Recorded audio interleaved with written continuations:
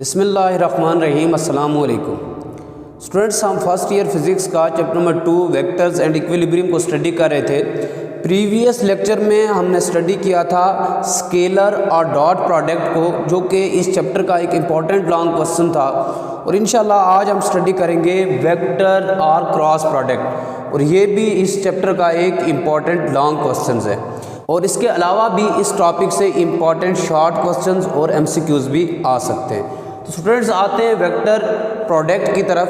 तो सबसे पहले हम देखते हैं वेक्टर प्रोडक्ट क्या होता है, इसके अंदर हम साइन थीटा क्यों यूज़ करते हैं, और लास्ट पे हम इसकी करैक्टरिस्टिक्स को भी स्टडी करते हैं। तो सबसे पहले हम देखते हैं कि वेक्टर प्रोडक्ट हमारे पास होता क्या है। स्टूडेंट्स, वेक्टर प्रोडक्ट को सिंपली हम डिफाइन कर सकते हैं, the product of two vector is a vector quantity, then this product is known as vector product. अगर दो वेक्टर्स का प्रोडक्ट हमारे पास वेक्टर क्वांटिटी आ रही है, तो ये जो हमारे पास प्रोडक्ट होता है ये हमारे पास कहलाता है वेक्टर प्रोडक्ट। तो वेक्टर प्रोडक्ट को हम इस तरह से भी डिफाइन कर सकते हैं, definition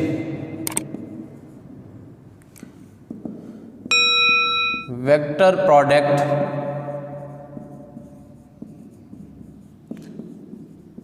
can be defined as, vector product को कुछ इस तरह से भी हम डिफाइन कर सकते हैं, A vector cross B vector is equal to A B sine of theta into n unit vector. Students, याद रख लीजिएगा ये हमारे पास है वेक्टर प्रोडक्ट और क्रॉस प्रोडक्ट, इसलिए हमने यहाँ वेक्टर ए और बी के दरमियान क्रॉस लगाया है, क्योंकि ये हमारे पास है क्रॉस प्रोडक्ट। स्केलर प्रोडक्ट में हमने डॉट यूज़ किया था क्योंकि वो हमारे पास डॉट प्रोडक्ट था। अब ये हमारे पास क्रॉस प्रोडक्ट है, इसलिए इसके दरमियान हम क्या यूज़ करेंगे, क्रॉस यूज़ करेंगे। तो अगर हमारे पास स्टूडेंट्स दो वेक्टर्स ए और बी हों, यहाँ पे हम ड्रा कर लेते हैं, ये हमारे पास वेक्टर ए है और ये हमारे पास है वेक्टर बी। ये वेक्टर ए है, ये वेक्टर बी है, और इनके दरमियान जो एंगल है वो हमारे पास है थीटा। तो A vector cross B vector हमारे पास किसके इक्वल आ जाएगा, ए का मैग्नीट्यूड बी वेक्टर का magnitude sine of theta into n unit vector.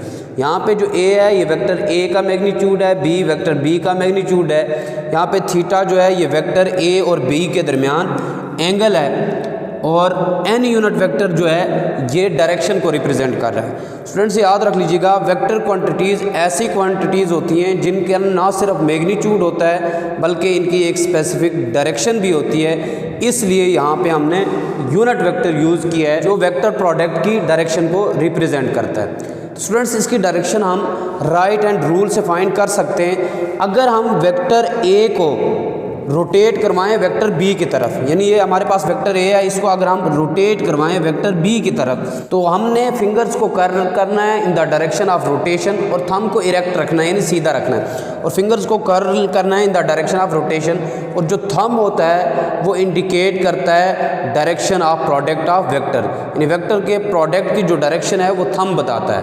इसको इस तरह राइट हैंड रूल से हम डायरेक्शन फाइंड कर सकते हैं प्रोडक्ट ऑफ वेक्टर्स की, और ये जो एन यूनिट वेक्टर है ये रिप्रेजेंट करता है direction of product of vectors. अब हम यहाँ साइन थीटा क्यों यूज़ करते हैं, काज या टेन क्यों नहीं यूज़ करते। स्टूडेंट्स, याद रख लीजिएगा यहाँ पे हम वेक्टर ए को रोटेट करवाते हैं टुवर्ड वेक्टर बी, यानी वाई एक्सिस की तरफ रोटेट करवाते हैं, तो डेफिनेटली वाई एक्सिस के अलॉन्ग हमेशा हम साइन थीटा लेते हैं, इसलिए हमने यहाँ पे साइन थीटा यूज़ किया है। तो यहाँ पे ए जो है हमारे पास ये वेक्टर ए का मैग्नीट्यूड, बी वेक्टर बी का मैग्नीट्यूड, और जो साइन थीटा है वो एंगल है between vector A and B, और एन रिप्रेजेंट कर रहा है डायरेक्शन को। तो स्टूडेंट्स, ये हमारे पास था वेक्टर और क्रॉस प्रोडक्ट के वेक्टर प्रोडक्ट या क्रॉस प्रोडक्ट क्या होता है। अब हम इसकी करैक्टरिस्टिक्स को स्टडी कर लेते हैं कि वेक्टर प्रोडक्ट की कौन कौन सी करैक्टरिस्टिक्स हैं।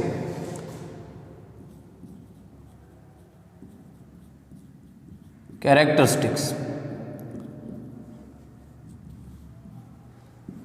तो स्टूडेंट्स याद रख लीजिएगा इसकी जो पहली कैरेक्टरिस्टिक्स है वो ये है कि वेक्टर प्रोडक्ट कम्यूटेटिव लॉ को होल्ड नहीं करता, यानी ए क्रॉस बी को हम इक्वल नहीं लिख सकते बी क्रॉस ए के, यानी A vector cross B vector does not equal to B vector cross A vector, यानी A vector cross B vector equal नहीं हो सकता B vector cross A vector के।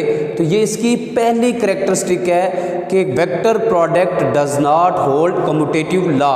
वेक्टर प्रोडक्ट कम्यूटेटिव लॉ को hold नहीं करता, क्योंकि वेक्टर की एक स्पेसिफिक डायरेक्शन होती है। तो जब हम बी को बेंड करवाएंगे ए की तरफ तो डेफिनेटली उसकी डायरेक्शन चेंज होगी और साइन वहाँ पे माइनस का यूज़ होगा। तो इसलिए हम ए क्रॉस बी को बी क्रॉस ए के इक्वल नहीं लिख सकते, बल्कि ए क्रॉस बी यहाँ इक्वल होगा माइनस बी क्रॉस ए। ये इसकी पहली कैरेक्टरिस्टिक्स है। यानी पहली कैरेक्टरिस्टिक हमने क्या स्टडी की कि ये कम्यूटेटिव लॉ को होल्ड नहीं करता।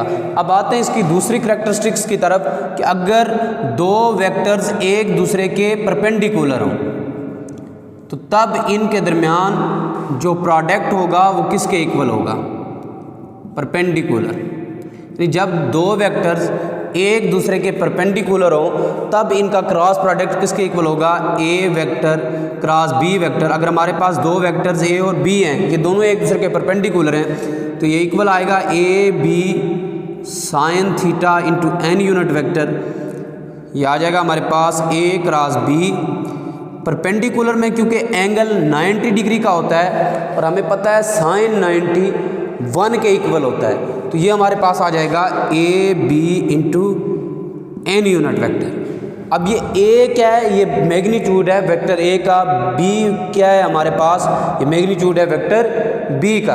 यानी ये जो हमारे पास ए बी है ये मैग्नीट्यूड है वेक्टर्स का। तो जब दो वेक्टर्स एक दूसरे के परपेंडिकुलर होंगे तो इनका क्रॉस प्रोडक्ट हमेशा इनके मैग्नीट्यूड के इक्वल आता है। इसके बाद हम इसकी तीसरी कैरेक्टरिस्टिक्स को स्टडी करते हैं कि जब दो वेक्टर्स हमारे पास एक दूसरे के पैरेलल हों। तो स्टूडेंट्स याद रख लीजिएगा, जब दो वेक्टर्स एक दूसरे के पैरेलल होंगे तो उनका क्रॉस प्रोडक्ट हमेशा 0 के इक्वल होगा। यानी A cross B is equal to A B sine of theta into n unit vector. अब पैरेलल में एंगल क्योंकि 0 का होता है और साइन 0 हमें पता है 0 के इक्वल आता है, तो ये हमारे पास आ जाएगा A cross B is equal to 0। और इसी तरह एंटी पैरेलल के लिए भी ए क्रॉस बी हमारे पास किसके इक्वल आ जाएगा? 0 के, क्योंकि एंटी पैरेलल में भी एंगल 180 डिग्री का बनता है और साइन 180 डिग्री भी 0 के इक्वल होता है। इसीलिए एंटी पैरेलल में दो वेक्टर्स का क्रॉस प्रोडक्ट 0 के इक्वल होगा। इसी तरह लास्ट पॉइंट को हम डिस्कस कर लेते हैं कि cross product of two vector in term of rectangular components. कि रेक्टेंगुलर कंपोनेंट्स की टर्म्स में इनका प्रोडक्ट हमारे पास किसके इक्वल आता है? रेक्टेंगुलर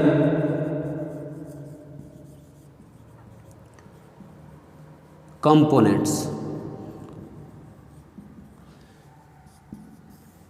तो स्टूडेंट्स याद रख लीजिएगा, रेक्टेंगुलर कंपोनेंट्स जब हम वेक्टर ए का लेंगे तो ये हमारे पास आ जाएगा A x into i unit vector plus A y into j unit vector plus A z into k unit vector. इसी तरह बी वेक्टर के रेक्टेंगुलर कंपोनेंट्स लेंगे तो वो आ जाएगा B x into i unit vector plus B y into j unit vector plus B z into k unit vector. फिर इनका हम लेंगे क्रॉस प्रोडक्ट और लास्ट पे इनका जो क्रॉस प्रोडक्ट है वो हम डिटर्मिनेंट की फॉर्म में फाइंड करते हैं। यानी कुछ इस तरह से हम लिख लेते हैं इनका product A cross B is equal to i j k, और यहाँ हमारे पास आ जाएगा A x A y A z B x B y B z. इस तरह से हम दो वेक्टर्स प्रोडक्ट के रेक्टेंगुलर कंपोनेंट्स को फाइंड कर सकते हैं। तो स्टूडेंट्स इसकी जो हमने कैरेक्टरिस्टिक्स स्टडी की, एक बार इनको फिर रिपीट कर लेते हैं। हमने कहा इसकी पहली कैरेक्टरिस्टिक्स है कि ये जो वेक्टर प्रोडक्ट है ये कम्यूटेटिव लॉ को होल्ड नहीं करता, यानी हम ये नहीं लिख सकते A cross B is equal to B cross A, ये हम नहीं लिख सकते, तो ये हमारे पास कम्यूटेटिव लॉ को होल्ड नहीं करता।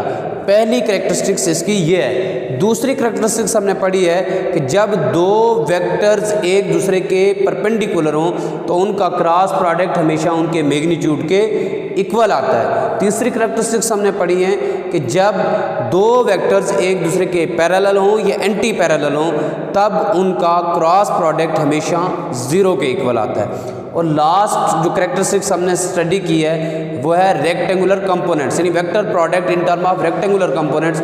कि रेक्टेंगुलर कंपोनेंट्स की टर्म में हम दो वेक्टर्स का प्रोडक्ट कैसे फाइंड कर सकते हैं। तो वेक्टर का product in term of rectangular components हम डिटर्मिनेंट के फॉर्म में फाइंड कर सकते हैं, यानी ये ऐसे A vector cross B vector, i unit vector, j unit vector, k unit vector. अगर हमारे पास ए वेक्टर है तो उसके जो रेक्टेंगुलर कंपोनेंट्स बनेंगे वो होंगे ए x, A y, A Z. इसी तरह अगर हमारे पास दूसरा वेक्टर है बी तो उसके जो रेक्टेंगुलर कंपोनेंट्स बनेंगे वो होंगे B x, B y, B z. इस तरह से हम वेक्टर प्रोडक्ट रेक्टेंगुलर कंपोनेंट्स का फाइंड कर सकते हैं। तो स्टूडेंट्स आज का जो हमारा टॉपिक था वो था वेक्टर्स आर क्रॉस प्रोडक्ट। इसके अंदर हमने क्रॉस प्रोडक्ट को स्टडी किया, फिर हमने स्टडी किया कि यहाँ साइन थीटा क्यों यूज़ होता है, लास्ट पे इसकी कैरेक्टरिस्टिक्स को स्टडी किया है। तो इंशाअल्लाह नेक्स्ट लेक्चर में एक नए टॉपिक से आपसे फिर मुलाकात होगी।